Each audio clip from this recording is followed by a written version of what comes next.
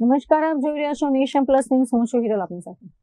વડોદરા શહેરના શ્રી લક્ષ્મણ મહારાજ મઠ ખાતે આવેલા રામ મંદિરે છેલ્લા 190 વર્ષથી શ્રી રામ જન્મોત્સવની ઉજવણી કરવામાં આવી છે.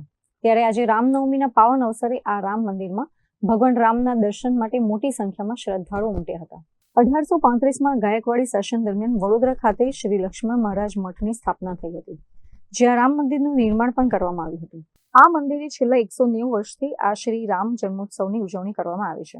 ત્યારે આજે રામનવમીના દિવસે મંદિરમાં શ્રદ્ધાળુઓનું ઘોડાપૂર જોવા મળ્યું હતું. મોટી સંખ્યામાં ભાવિ ભક્તો ભગવાન શ્રી રામની ભવ્ય આરતીના સાક્ષી બન્યા હતા.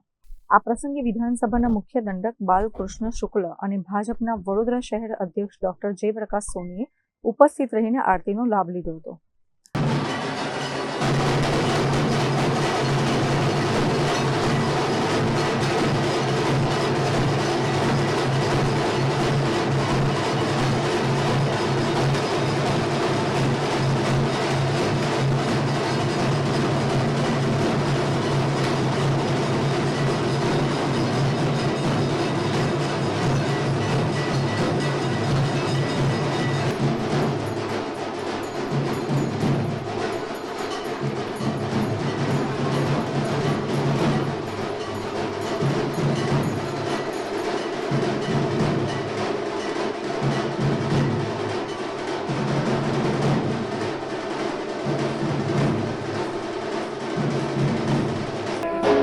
આજે આખા વિશ્વના આરાધ્ય દેવ એવા ભગવાન રામચંદ્રજીનો જન્મોત્સવ જ્યારે ઉજવી રહ્યા છે, દેશ વિદેશમાં બધે જ ચાલતું હોય છે, ત્યારે અને વડોદરા શહેરમાં અતિ પુરાતન એવું મંદિર કે જે મંદિર સાથે મારા જન્મથી મારો નાતો છે, એવા મંદિરમાં પ્રભુ રામચંદ્રના જન્મ નિમિત્તે અમે બધા ઉપસ્થિત રહ્યા છે.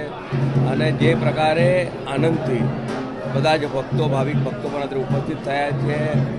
અને ભગવાન રામ એટલે કે મર્યાદા પુરુષોત્તમ રામ, અને એ પણ ચૈત્રી નવરાત્રિના આજના શુભ દિવસે જ્યારે રામનું અવતરણ થયું છે અને વિશ્વના કલ્યાણ માટે થઈને જ્યારે આ અવતરણ થયું છે, દુષ્ટોના નાશ માટે થઈને જ્યારે એનું અવતરણ થયું છે, ત્યારે આજનો દિવસ આપણા બધાના માટે ખૂબ ધન્યતા અનુભવાય તેવો દિવસ છે.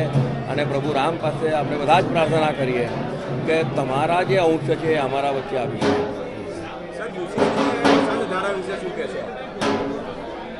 એક એવો વિષય કે જે આઝાદીના વખતથી, એટલે કે જ્યારે બંધારણ બન્યું ત્યારથી ચર્ચામાં રહેતો વિષય.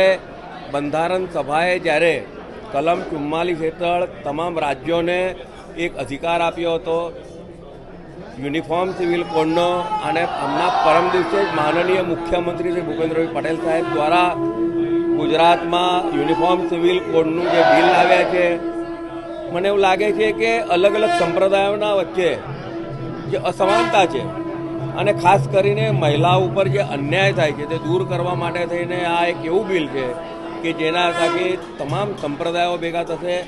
યુસીસી એટલે કે યુનિફોર્મ સિવિલ કોડ એ કોઈક ધર્મ પર આક્રમણ કરતું બિલ નથી, પરંતુ તમામને એક સરખા અધિકાર મળી રહે તે માટેનું છે. તેની સાથે સાથે જ ગઈકાલે પણ જ્યારે અશાંત ધારાનું જે બિલ આવ્યું છે, આ બિલ કોઈ નેતિના વિરુદ્ધનું નથી, પણ જે કોઈક ઠેકાણે વાતાવરણ બગડતું હશે, જે ઠેકાણે અસામાજિક તત્વો આવીને નુકસાન કરતા હશે સમાજને, તેને રોકવા માટેનું આ બિલ છે. મને લાગે છે કે ચૈત્રી નવરાત્રિમાં આજે 2 બિલ આવ્યા છે, જે એક સમયની માંગ હતી, અને જ્યારે યુસીસી તો આઝાદીના વખતથી ચાલતો જે વિષય હતો તે લેવાયો છે. અને તે બદલનું રાજ્યના માનનીય મુખ્યમંત્રી શ્રી ભૂપેન્દ્રભાઈ પટેલ સાહેબ, ઉપમુખ્યમંત્રી હર્ષભાઈ સંઘવી સાહેબ અને તમામ નેતાઓનો ખૂબ આભાર માનું છું કે અને તેના કારણે આખા ગુજરાતમાં એક અલગ પ્રકારની સમાનતા જોવા મળશે.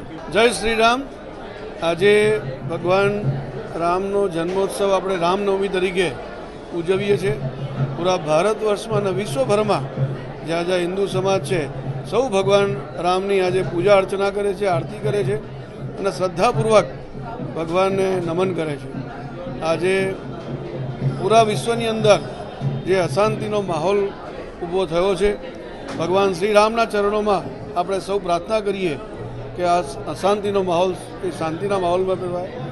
આપણે હંમેશા ભગવાન રામને આદર્શ અને પુરુષોત્તમ તરીકે ગણીએ છીએ કે પુરુષોમાં પણ ઉત્તમ એવા ભગવાન શ્રી રામ, એમના આદર્શોનું પાલન કરીએ અને વિશ્વનું કલ્યાણ થાય, વિશ્વમાં શાંતિ સ્થપાય એવા પ્રકારની ભાવના પ્રગટ કરીએ અને ભગવાન શ્રી રામના જીવનના આદર્શો આપણા જીવનમાં ઉતારવાનો પ્રયત્ન કરીએ, જેથી કરીને સૌનું જીવન સુખ શાંતિ કલ્યાણમય આરોગ્યમય શાંતિમય બને. એ જ પ્રભુ ચરણોમાં આજે પ્રાર્થના કરી છે અને સૌના જીવનમાં આગામી વર્ષમાં ખુશી આવે એવા પ્રકારનું ભગવાનને પ્રાર્થના કરી ભગવાન રામને આજે શ્રદ્ધાપૂર્વક એમના ચરણોમાં પ્રણામ કર્યા છે. આપણે પણ સૌ આપણા જીવનમાં એ આદર્શો ઉતારવાનો પ્રયત્ન કરીએ, એ જ શ્રદ્ધા સાથે. જય શ્રી રામ. અત્રે ઉલ્લેખનીય છે કે રામ જન્મોત્સવના બીજા દિવસે એટલે કે 27 માર્ચે અહીં પાલખી યાત્રા છે અને 28 માર્ચે રથયાત્રાનું આયોજન કરવામાં આવ્યું છે. ત્યારે લક્ષ્મણ મહારાજ મઠના કાર્યવાહ દ્વારા આ પાલખી યાત્રા અને રથયાત્રામાં જોડાવા માટે સૌ ભાવિ ભક્તોને વિનંતી કરવામાં આવી છે. સૌ પ્રથમ તમામ હિન્દુ ભાઈઓ અને બહેનોને રામનવમીના ખૂબ ખૂબ શુભેચ્છા. આપણે શ્રી લક્ષ્મણ મહારાજ મઠ શ્રી રામ મંદિર 190 વર્ષથી આ શ્રી રામ જન્મોત્સવનું ઉજવણી કરવામાં આવે છે, જે 1835માં એની સ્થાપના થઈ હતી. સર સયાજીરાવ ગાયકવાડ હતા ત્યારથી આ મંદિર અને એની પરંપરા ચાલતી આવી છે, જેમાં 26 તારીખ એટલે આજે રામ જન્મોત્સવ છે, 27 એટલે કાલે પાલખી યાત્રા છે અને 28 રથયાત્રા છે. તો સૌ ભાવિ ભક્તોને હું નમ્ર વિનંતી કરું છું કે આપણે બધાને સર્વ હિન્દુ તથા ભાઈઓ બહેનોને આગ્રહનું નિમંત્રણ છે કે મંદિરમાં આવે, રથયાત્રામાં અને પાલખી યાત્રામાં જોડાવે, શ્રી રામ ભગવાનનું પ્રસાદી લે અને દર્શનનો લાભ લે એવું મારી વિનંતી. ધન્યવાદ. જય શ્રી રામ. કેમેરામેન નવનીત પરમાર સાથે Chirag Patel, Nation Plus News, Vadodara.